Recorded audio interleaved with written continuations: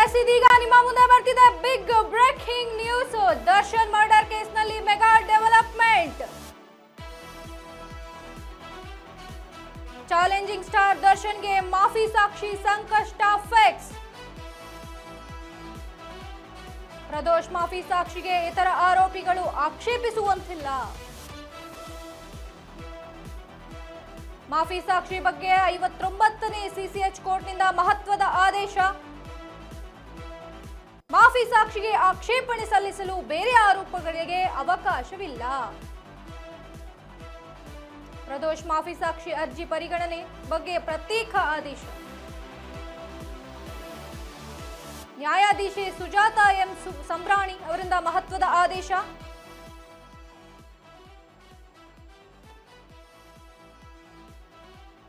ಕೊಲೆ ಕೇಸ್ನಲ್ಲಿ ಭಾರೀ ಸಂಕಷ್ಟಕ್ಕೆ ಸಿಲುಕಿದ್ದಾರೆ ನಟ ದರ್ಶನ್.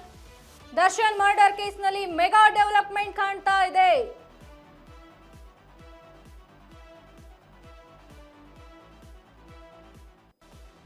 ಪ್ರದೋಷ್ ಮಾಫಿ ಸಾಕ್ಷಿಗೆ ಇತರ ಆರೋಪಿಗಳು ಆಕ್ಷೇಪಿಸುವಂತಿಲ್ಲ ಅಂತ ಹೇಳ್ತಾರೆ.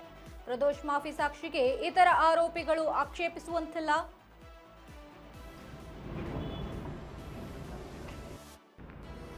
ದರ್ಶನ್ ಕೇಸ್ನಲ್ಲಿ ಮೆಗಾ ಡೆವಲಪ್ಮೆಂಟ್ ಕಾಣ್ತಾ ಇರುವಂತ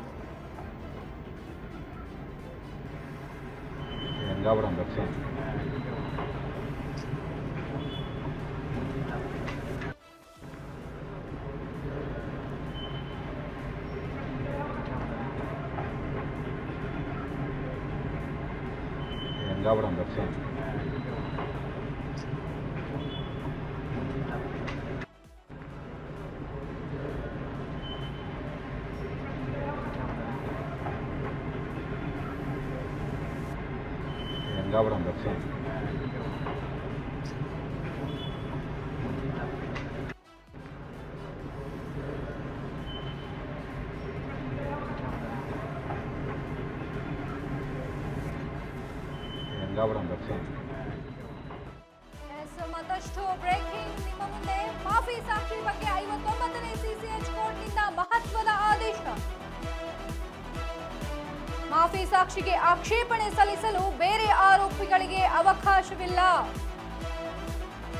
ಪ್ರದೋಷ್ ಮಾಫಿ ಸಾಕ್ಷಿ ಅರ್ಜಿ ಪರಿಗಣನೆ ಬಗ್ಗೆ ಪ್ರತ್ಯೇಕ ಆದೇಶ. ನ್ಯಾಯಾಧೀಶೆ ಸುಜಾತಾ ಎಂ ಸಂಬ್ರಾಣಿ ಅವರಿಂದ ಮಹತ್ವದ ಆದೇಶ. ಕೊಲೆ ಕೇಸ್ನಲ್ಲಿ ಭಾರೀ ಸಂಕಷ್ಟಕ್ಕೆ ಸಿಲುಕಿದ ನಟ ದರ್ಶನ್. ದರ್ಶನ್ ಮರ್ಡರ್ ಕೇಸ್ನಲ್ಲಿ ಮೆಗಾ ಡೆವಲಪ್ಮೆಂಟ್. ಚಾಲೆಂಜಿಂಗ್ ಸ್ಟಾರ್ ದರ್ಶನ್ಗೆ ಮಾಫಿ ಸಾಕ್ಷಿ ಸಂಕಷ್ಟ ಫಿಕ್ಸ್. ಪ್ರದೋಷ್ ಮಾಫಿ ಸಾಕ್ಷಿಗೆ ಇತರ ಆರೋಪಿಗಳು ಆಕ್ಷೇಪಿಸುವಂತಿಲ್ಲ. ಮಾಫಿ ಸಾಕ್ಷಿ ಬಗ್ಗೆ 59ನೇ ಸಿಸಿಎಚ್ ಕೋರ್ಟ್ನಿಂದ ಮಹತ್ವದ ಆದೇಶವನ್ನು ಹೊರಡಿಸಿದೆ. ಮಾಫಿ ಸಾಕ್ಷಿಗೆ ಆಕ್ಷೇಪಣೆ ಸಲ್ಲಿಸಲು ಬೇರೆ ಆರೋಪಿಗಳಿಗೆ ಅವಕಾಶ ಇಲ್ಲ ಅಂತ ಹೇಳಿದ್ದಾರೆ. ಪ್ರದೋಷ್ ಮಾಫಿ ಸಾಕ್ಷಿ ಅರ್ಜಿ ಪರಿಗಣನೆ ಬಗ್ಗೆ ಪ್ರತ್ಯೇಕ ಆದೇಶವನ್ನು ಹೊರಡಿಸಲಾಗಿದೆ. ನ್ಯಾಯಾಧೀಶಿ ಸುಜಾತಾ ಎಂ ಸಾಮ್ರಾಣಿ ಅವರಿಂದ ಈ ಮಹತ್ವದ ಆದೇಶ ಬಂದಿದೆ. ಕೊಲೆ ಕೇಸ್ನಲ್ಲಿ ಭಾರೀ ಸಂಕಷ್ಟಕ್ಕೆ ಸಿಲುಕಿದ್ದಾರೆ ದರ್ಶನ್.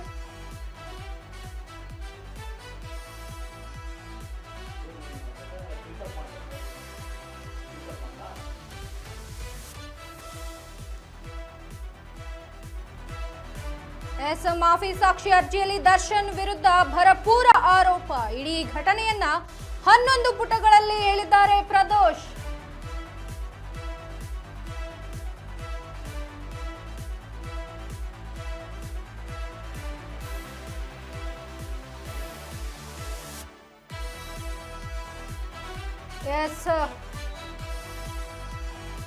ಕರ್ನಾಟಕದ ಅತಿ ದೊಡ್ಡ ಸ್ಟಾರ್ ರೇಣುಕಾಸ್ವಾಮಿ ಕೇಸ್ನಲ್ಲಿ ದರ್ಶನ್ ಅವರ ಮೆಗಾ ಟ್ವಿಸ್ಟ್ ಸಿಕ್ಕಿದೆ. ಈ ಕೇಸ್ಗೆ ದರ್ಶನ್ ವಿರುದ್ಧವೇ ತಿರುಗಿ ಬಿದ್ದಿದ್ದಾರೆ ಪ್ರದೋಷ್. ಕೊಲೆ ಕೇಸ್ನಲ್ಲಿ ಭಾರೀ ಸಂಕಷ್ಟಕ್ಕೆ ಸಿಲುಕಿದ್ದಾರೆ ದರ್ಶನ್ ಅವರು.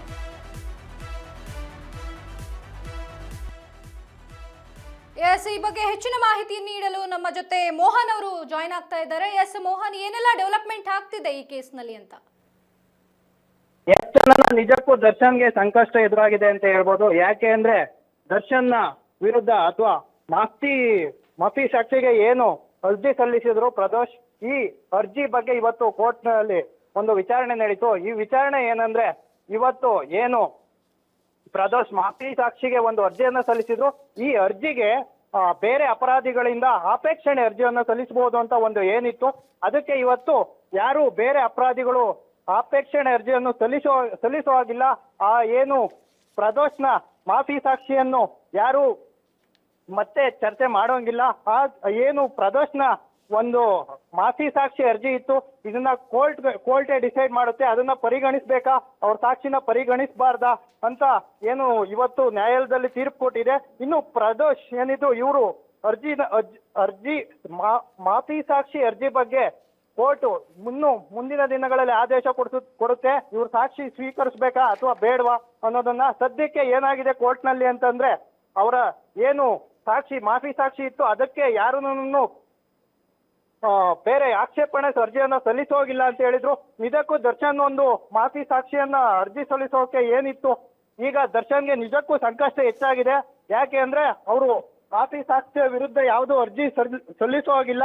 ಇನ್ನು ನಿಜಕ್ಕೂ ದರ್ಶನ್ಗೆ ಇದು ಸಂಕಷ್ಟದ ವಿಚಾರ ಅಂತ ಹೇಳ್ಬೋದು.